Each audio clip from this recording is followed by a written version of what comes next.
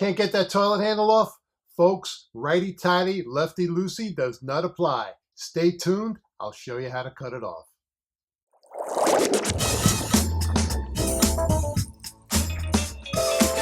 All right, so before I jump over to the toilet tank to show you how to cut this off, I'm going to bring up, this is a cheap plastic toilet tank handle.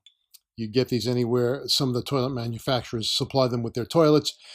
But what I'm referring to about this video in particular is, in the old days, you didn't have plastic. You had this white metal composite nut that was screwed onto the threads of the tank handle. And what happened over time was, because of the moisture in the tank, the metal would just get fused onto the threads and it would not come off. And what most people are going to do is, the kind of rule of thumb is, when you're tightening something or loosening something, it's righty tighty, lefty loosey. You always tighten clockwise, you remove counterclockwise. It's not the case with a toilet tank lever. The threads are wound opposite.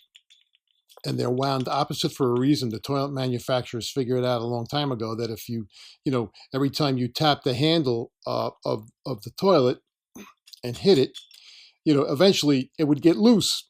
So what they did was reverse the threads. And you need to be aware of that, because if you attempt to take the nut off in the traditional fashion, which would be to the left, and loosen it, and you feel it's not moving, you're going to keep going to the left, and what you're doing is tightening it. And at some point, I can pretty much guarantee, if you keep going, you're going to crack the toilet tank. So when I get over to the toilet tank, we're going to imagine that this is not plastic, that it's a white metal composite, good old cheap toilet tank lever that you can get in any store, actually. And I'll show you how you can cut that nut off, because if it won't come off, I'm going to highly suggest you don't grab it with a pair of channel locks and try to force it, because you're dealing with the China tank, and folks, you will crack it. Pretty much guaranteed. Real quickly, I'm going to bring up what I use to replace a toilet tank lever. In my world, I buy these from a company called Wolverine Brass. They're heavy brass toilet tank levers. And they will only sell to professional plumbers, but I'm sure if you do a Google search, you will find these. And unlike the traditional toilet tank handle, instead of having the nut on the inside, it actually comes in a couple of pieces here. I'll take the screw off. The handle would then come off, and then you would screw this on. This slips out. So this would go in from the inside of the tank. You'd slip it in here. You put your handle on. And what you would do is, this is on the outside, and just as with the nut, everything is opposite. So you see I'm going to the right here, I'm going to the right, and what's going to happen is it's going to come apart. And that you need to remember.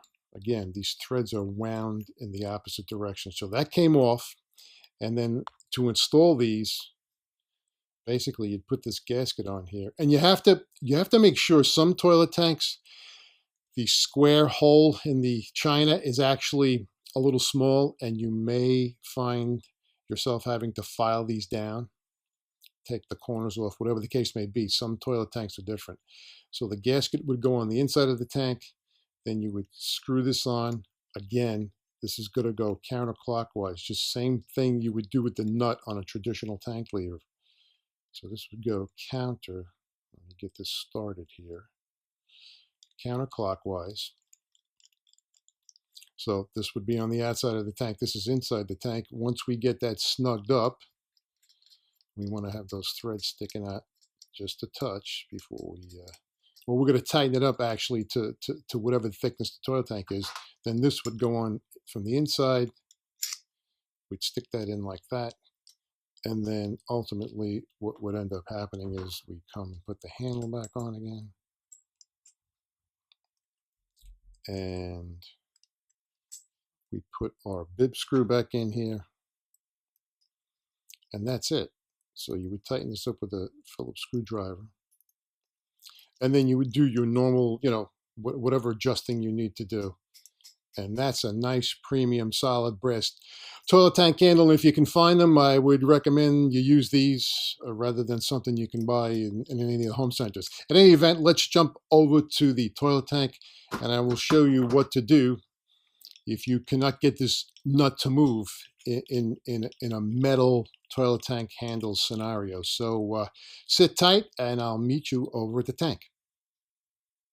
All right, here we are by the toilet, and essentially we're going to use our imagination again for all of you out there who are going to leave me a comment about, Bob, this is a plastic nut. That's not a metal nut. Exactly, it's a plastic nut.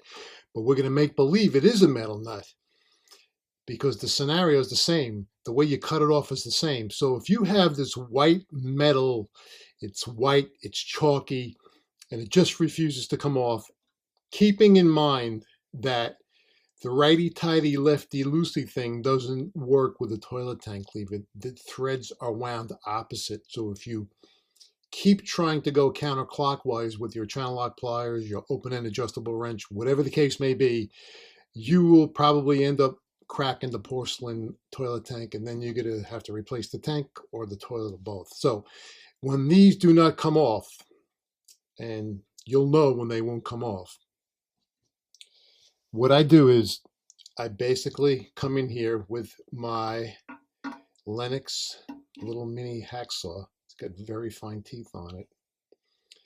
And before I start cutting away here, you can most certainly, before I had this little saw, I used a hacksaw. I have this tool here, this little handle that basically holds a hacksaw blade, 24 teeth per inch, which is a good all-purpose blade.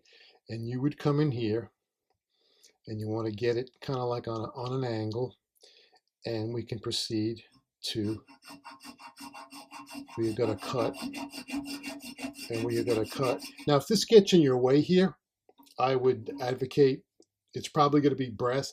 I mean, cut it off, just cut it off, get it out of your way so it doesn't interfere with the blade.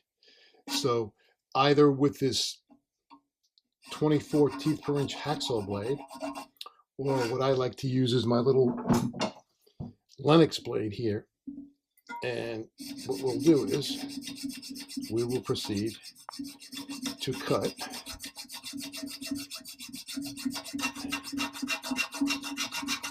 all the while making believe this is a metal nut. And you may have to make two cuts. When we get down far enough, or when we can't go any further, what I'm going to try to do is I'm going to try to get in there with my screwdriver, and I'm going to try to get that in there. And if you can see what I just did there, I just popped that nut off. And if you get enough of that side off, the other side should actually come off. And give it a little tap, and as you can see, there you go. Tank lever's out. So that's how you do it, folks. This is not going to be a long video. Whether it be metal, whether it be plastic, whatever the case may be, if you can't get the nut off, first check. You don't take it off to the left. It's opposite thread, so just make sure you check where you are in terms of how to loosen, how to tighten. If it refuses to come off, the method I just showed you works beautifully. And after that, folks, it's just a matter of deciding which tank lever you want to use. And there you go, folks, how to cut off a toilet tank lever. I want to thank all of you for watching, stopping by, and as always, please subscribe. And as I always like to say, happy plumbing, folks. Thanks for stopping by. I really appreciate it. Stay well. Hey folks, it's Bob here. If you find these videos helpful, please hit that subscribe button. Also, don't forget to claim your free video series, The 7 Things You Shouldn't Have to Pay a Plumber to Do. And to learn more about how to prevent a plumbing disaster in your home, check out my new video course, The No-Brainer Home Plumbing Inspection Checklist. Happy plumbing!